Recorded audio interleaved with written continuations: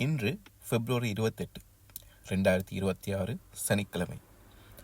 உலக அரசியலில் மிகப்பெரிய பதற்றம் உருவாகியுள்ளது.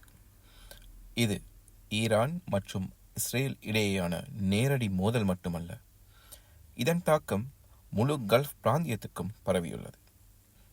இந்த வீடியோவில் இன்று நடந்த முக்கிய சம்பவங்கள், கல்ஃப் நாடுகளில் ஏற்பட்ட பாதிப்புகள் மற்றும் அடுத்ததாக என்ன நடக்கலாம் என்பதை தெளிவாக பார்ப்போம். இன்று என்ன நடந்தது? அதிகாரப்பூர்வ சர்வதேச தகவல்களின்படி இன்றைய அதிகாலை நேரத்தில் இஸ்ரேல் பாதுகாப்பு நடவடிக்கையாக ஈரான் மீது தாக்குதல் நடத்தியதாக அறிவித்துள்ளது. இந்த தாக்குதல் குறிப்பாக இராணுவம் மற்றும் பாதுகாப்பு தொடர்பான இடங்களை இலக்காக கொண்டதாக கூறப்படுகிறது. இதற்கு பதிலடி அளிக்கும் வகையில் ஈரான் பல ஏவுகணைகளை மற்றும் தாக்குதல் முயற்சிகளை மேற்கொண்டதாக செய்திகள் வெளியாகியுள்ளன. ஈரானின் பதிலடி நடவடிக்கைகள் கல்ஃப் நாடுகளுக்கும் பாதிப்பை ஏற்படுத்தியுள்ளன. அதில் முக்கியமாக Bahrain, Qatar, United Arab Emirates, Kuwait இந்த நாடுகளில் பாதுகாப்பு எச்சரிக்கை அறிவிக்கப்பட்டுள்ளது. சில இடங்களில் பாதுகாப்பு அமைப்புகள் ஏவுகணைகளை தடுத்ததாக தகவல்கள் கூறுகின்றன.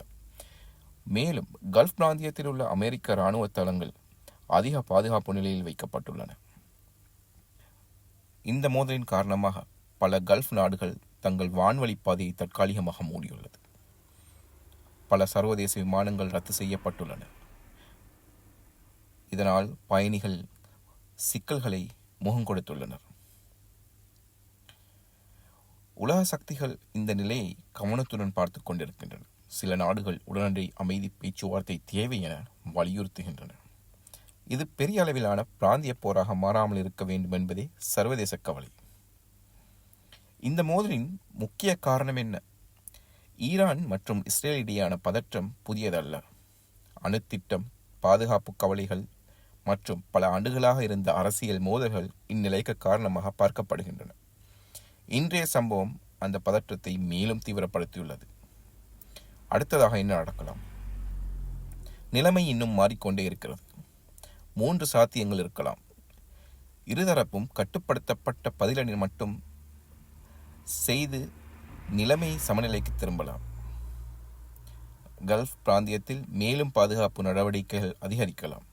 சர்வதேச தலையீடு மூலம் பேச்சுவார்த்தை ஆரம்பிக்கலாம். ஆனால் இப்போதைக்கு உறுதியான முடிவு எதுவும் அறிவிக்கப்படவில்லை.